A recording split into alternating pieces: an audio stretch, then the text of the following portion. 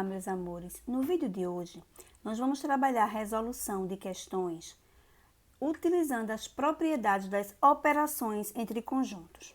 Vamos logo para a primeira questão, que foi uma questão que caiu no Enem. E ela diz o seguinte: um fabricante de cosméticos decide produzir 3 diferentes catálogos de seus produtos, visando a públicos distintos. Como alguns produtos estarão presentes em mais de um catálogo e ocupam uma página inteira, ele resolve fazer uma contagem para diminuir gastos com originais de impressão. Os catálogos C1, C2 e C3 terão, respectivamente, 50, 45 e 40 páginas. Então, a gente já pode separar aqui esse dado: C1, C2 e C3. Terão, respectivamente, 50, 45 e 40 páginas. Vamos lá, continuar a ler. Comparando os projetos de cada catálogo, ele verifica que C1 e C2 terão 10 páginas em comum. Então, mais uma informação relevante para a gente aqui, ó. C1 e C2 terão 10 páginas em comum. Vamos lá? C1 e C3, C1 e C3 terão 6 páginas em comum. Então, vamos lá, ó. C1 e C3 terão o quê? 6 páginas em comum, né? Continuando. C2 e C3 terão 5 páginas em comum.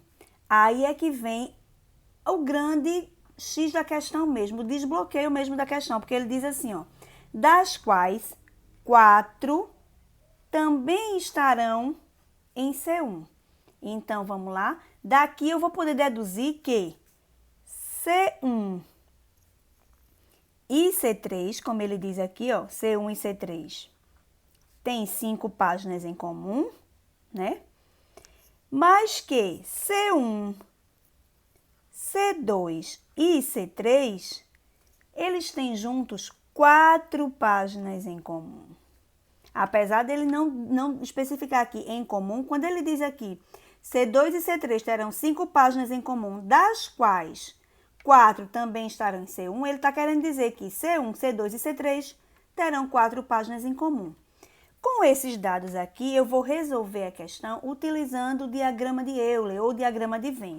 Vamos lá? Eu vou desenhar aqui os 3 conjuntos, ó. C1, C2 e C3, ó. C1, C2 e C3. Por que eles têm interseção aqui, ó? Porque eu sei que eles têm elemento em comum. E eu sempre começo pela interseção dos 3. Então, eu vou começar exatamente por aqui, ó. Pela interseção dos 3. Para aqueles elementos que estão em C1, em C2 e em C3. Que é exatamente o quê? Quais são as páginas comuns? 4. Então, deixa eu botar de outra cor, né? Então, eu vou dizer que aqui eu tenho 4 páginas em comum. Aqui eu venho, ó. C1 e C3 tem 5 páginas em comum, ó. C1 e C3, que é exatamente esse pedaço aqui, vão ter 5 páginas em comum. Só que 4 já está aqui, não é isso? É C2 e C3, né, gente? C2 e C3, eles vão ter 5 páginas em comum. Só que 4 já está aqui, então ficou quantas para cá? Uma, não é verdade? 5 menos 4, uma página. Agora eu tenho aqui, ó, que C1 e C3 tem 6 páginas em comum, certo? Então, eu tenho C1 e C3, exatamente nesse pedaço aqui. Eles vão ter 6 páginas em comum. Só que se eu já tenho 4 aqui, sobraram quantas páginas? 2, né? 6 menos 4, 2. E aí, eu venho que C1 e C2, exatamente esse pedaço aqui, eles têm 10 páginas em comum. Se eu já botei 4 aqui, ficaram 6, não é isso? Então, agora eu vou calcular quantas páginas faltam aqui em C1, em C2 e em C3. Vamos lá? Ele diz aqui que C1, ele tem 50 páginas. Mas aqui eu já tenho, ó, 6 mais 4, 10. Com mais 2, 12. Então, 50 menos 12, eu vou ter 38, né? Porque perceba, quando eu somo aqui todos os elementos, eu vou ter exatamente 50, ó. 38 com 2, 40. Com 4, 44. Com 6, 50. Aí eu venho agora para C2. C2 tem 45 páginas. Então, veja só. Eu já tenho aqui em C2 6 mais 4, 10. Com mais 1, 11. Então, 45 menos 11 vai me dar o quê? 34. Ok? Perceba que se eu somar aqui, eu vou ter exatamente 45. Vamos para C3. C3 tem 40 páginas. Então, aqui eu tenho, ó, 4 mais 2, 6. Com mais 1, 7. 40 menos 7, eu vou ter 33. Então, agora eu vou responder a pergunta do fabricante. Ele diz o quê? Efetuando os cálculos correspondentes, o fabricante conclui que, para a montagem dos 3 catálogos, ele necessitará de um total de originais de impressão igual a... Aí tem aqui as alternativas. Então, o que é que eu vou fazer? Eu vou somar esses valores para saber quantas páginas ele vai precisar no total. O que é que eu vou fazer aqui, ó? Eu vou somar, ó, 38 mais 34 mais 33, né? Começando aqui pelos maiores, mais 6, mais 4, mais 2 e mais 1, que vai me dar um total de quê? De 118 páginas, que é exatamente o que ele tem aqui na letra C.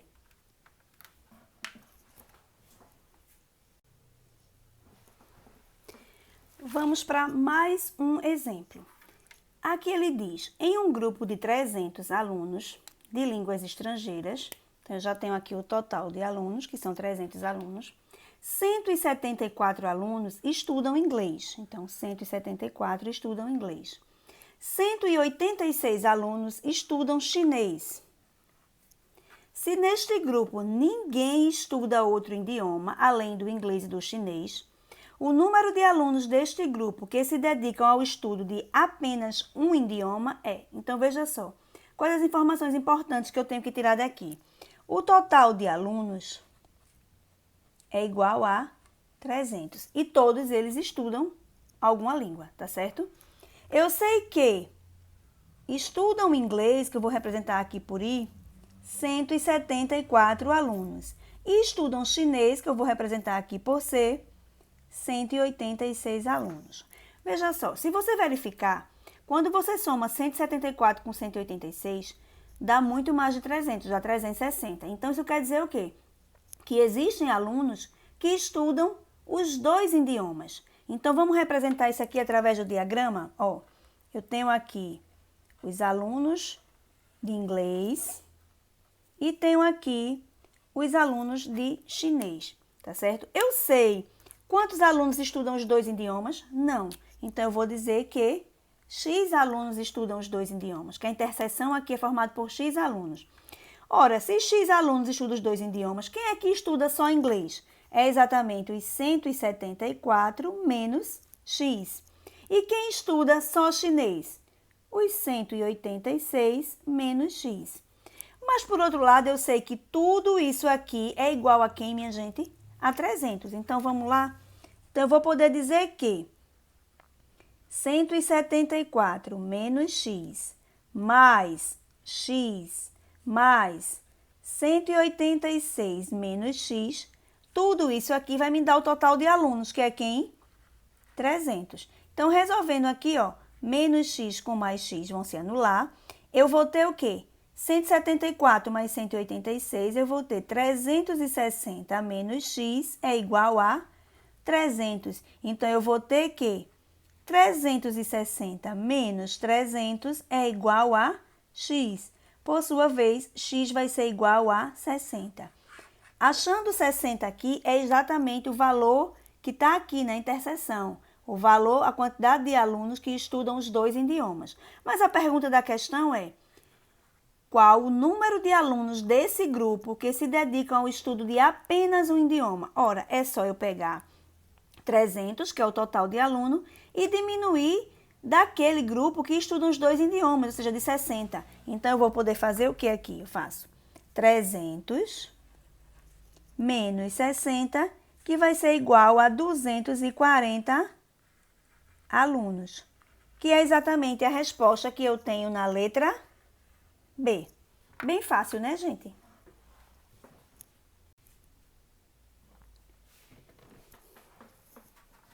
Vamos para mais uma questão. Os muçulmanos sequer se limitam aos países de etnia árabe, como muitos imaginam. Por exemplo, a maior concentração de muçulmanos do mundo encontra-se na Indonésia, que não é um país de etnia árabe. Então, esse texto foi adaptado da super interessante edição 169. Então, vamos lá. Considere T o conjunto de todas as pessoas do mundo. M, o conjunto de todas aquelas pessoas que são muçulmanos, tá? E A, o conjunto de todos aqueles que são árabes. Sabendo ainda que nem toda pessoa que é muçulmana é árabe. Pode-se representar o conjunto de pessoas do mundo que não são muçulmanas e nem árabes por. Então, veja só, aqui você não vai precisar fazer cálculo. A gente vai só utilizar o quê? O raciocínio dedutivo, né? O raciocínio lógico dedutivo. Ele diz que T é o conjunto de todas as pessoas do mundo. Então, vamos fazer aqui, representar no diagrama aqui, o conjunto T, de todas as pessoas do mundo. Ora, se T é o conjunto de todas as pessoas do mundo, esse M, que é o conjunto dos muçulmanos, e esse A, que é o conjunto dos árabes, eles vão ter que estar onde? Contido dentro de T, né? Porque, afinal, eles são pessoas do mundo, não é verdade? Mas aí vem mais uma importante informação. Ele diz que nem toda pessoa que é muçulmana é árabe. Ora, quando ele diz que nem toda pessoa que é muçulmana é árabe, ele quer dizer que pelo menos alguma pessoa que é muçulmana também é árabe, não é verdade? Então, ó, eu tenho aqui M, o conjunto dos muçulmanos, e tenho aqui A, o conjunto dos árabes. Sendo que vai haver uma interseção entre eles, porque vai ser justamente aquelas pessoas que são muçulmanas e são árabes, ok? E os dois vão estar contidos, vão estar dentro do conjunto de todas as pessoas do mundo, não é verdade?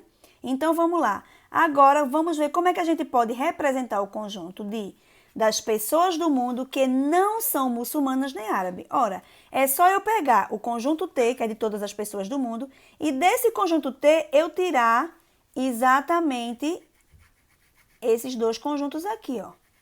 O conjunto dos muçulmanos e o conjunto dos árabes. Ou seja, como é que eu posso representar isso aqui? Eu posso fazer o conjunto T menos o que, gente?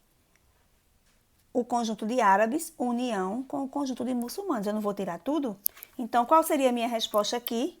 Letra C. Simples, né?